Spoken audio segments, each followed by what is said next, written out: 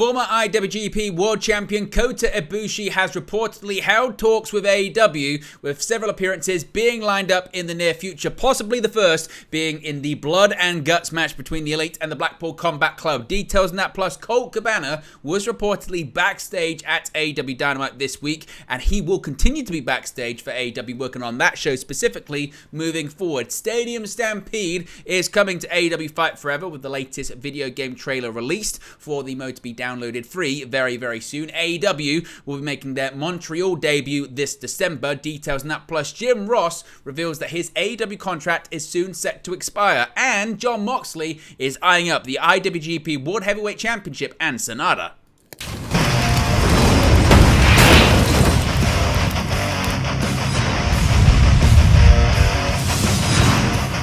Hey guys, welcome back to Wrestling News 365. Hope everyone is doing very well. As always, there are plenty of news stories to get into in the world of All Elite Wrestling. Let's start off talking about big news coming this afternoon, evening, morning, wherever you are, and that is about Kota Ibushi, because according to Sean Ross Sapp of Fightful Select, AEW is likely getting a huge name, at least for a little while. Sean Ross Sapp of Fightful Select has confirmed that conversations have indeed taken place between international Japanese superstar Kota Ibushi and All Elite Wrestling. Now, most of the talent that Fightful spoke to this week are of the belief that he would be joining the company in some capacity, specifically for the upcoming Blood and Guts show. AEW hasn't made an official announcement, and he's not been nearly as public as of late, some people suggesting that is by design. Ibushi's management has reduced media obligations, citing that his schedule is picking up in the near future, with a source close to Ibushi in Japan saying he is planning to work the upcoming AEW show. Ibushi wrestled for GCW during WrestleMania week, but otherwise he's been out of action since October 2021 for a variety of reasons, most notably a shoulder injury. There were some talent that worked both New Japan and AEW who wondered in the past if Ibushi being involved with AEW would strain the relationship with New Japan Pro Wrestling. Ibushi and New Japan had a series of issues, of course, that led to his departure. However, Ibushi claimed that those have since been resolved, and a contract offer from New Japan has been made.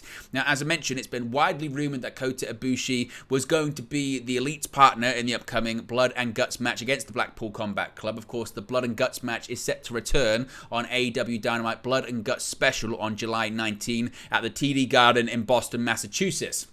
The Elite and an unannounced wrestler will collide with the Blackpool Combat Club Konosuke Takeshita and a yet-to-be-revealed performer in that bout. Longtime wrestling journalist Dave Meltzer discussed, prior to this Fightful story coming out, who might be linking up with Kenny Omega, the Young Bucks, and Hangman Adam Page in the absence of the recent associate Eddie Kingston, who will be away, ironically enough, in New Japan Pro Wrestling for the G1 Climax tournament.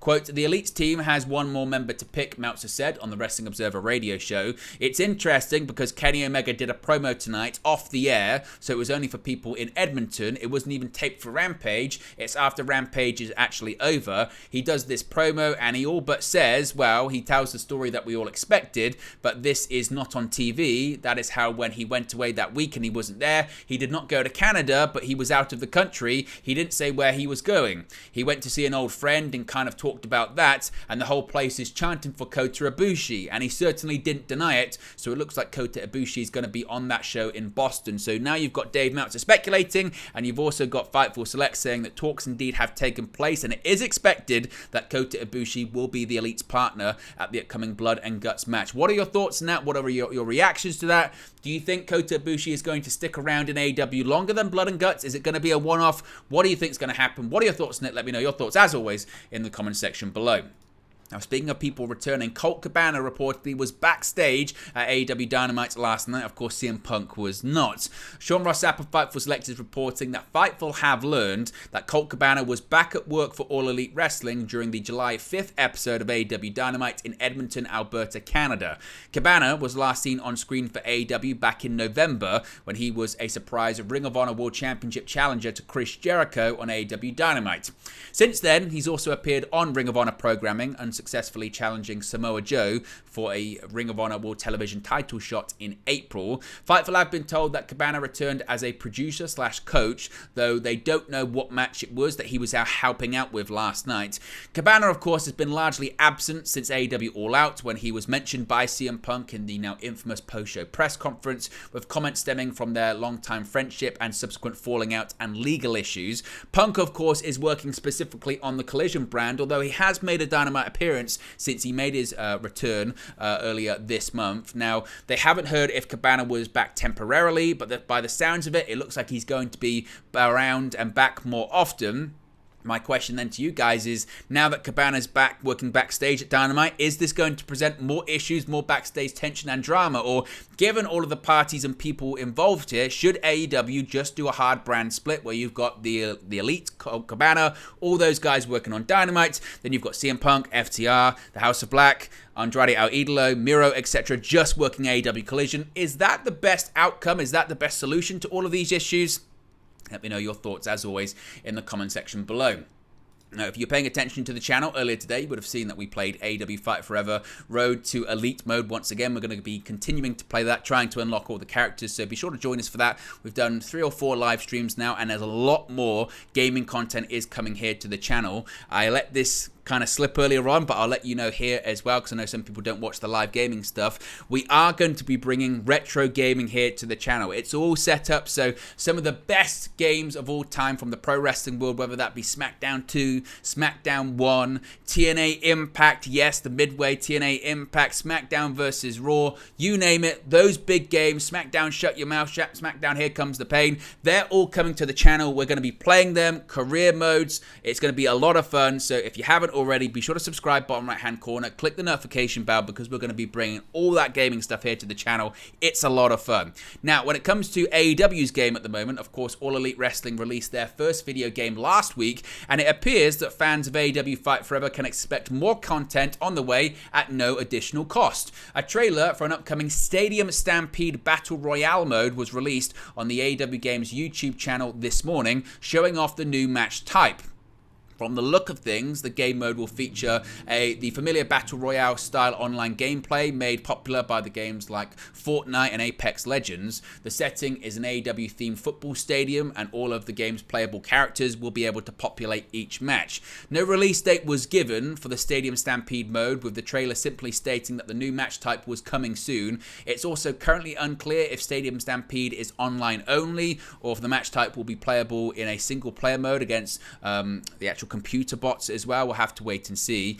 AEW Fight Forever, it must be said, has received a mixed reception so far, with a Metacritic score hovering between 65 and 68 for Xbox, PlayStation and PC, while the game currently has a 54 on Nintendo Switch. The Fight Forever roster includes AEW stars such as Kenny Omega, Sting, Chris Jericho, Dr. Britt Baker. The game has wrestlers that players can purchase as DLC, with performers like Dax Howard and Cash Wheeler of FTR available now, and more stars like the Acclaimed reportedly on the way soon. So, what are your thoughts on Stadium Stampede coming soon? Are you looking forward to it? Is this going to set the game apart from other pro wrestling games? What are your thoughts on Fight Forever as well? Let me know your thoughts, reviews, and opinions in the comment section below.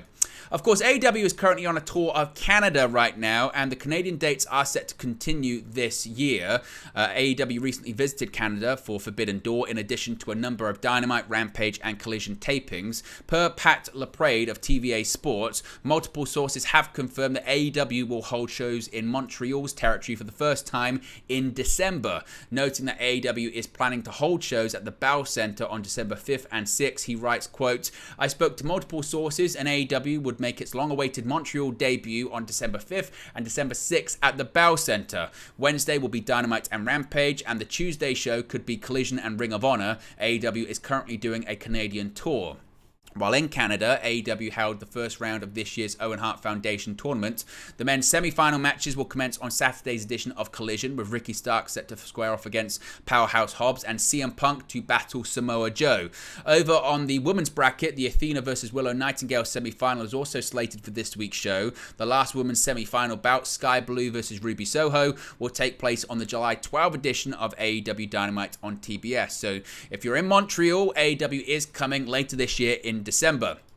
We spoke about Jim Ross recently, his recovery from his recent injury, as well as some health issues he's had over the last year or so. And he's also recently revealed how much time he has left on his AEW contract and hinted at plans for the future. During a recent episode of Grilling JR, Ross discussed his recovery from injury and opened up about how long he'll be away from AEW television. In the episode, he would also discuss his AEW contract length, revealing, quote, "I will be back. I will continue working. My contract with AEW is still in place. I don't have a lot of time left on it, but I've got enough. I'm not concerned about that."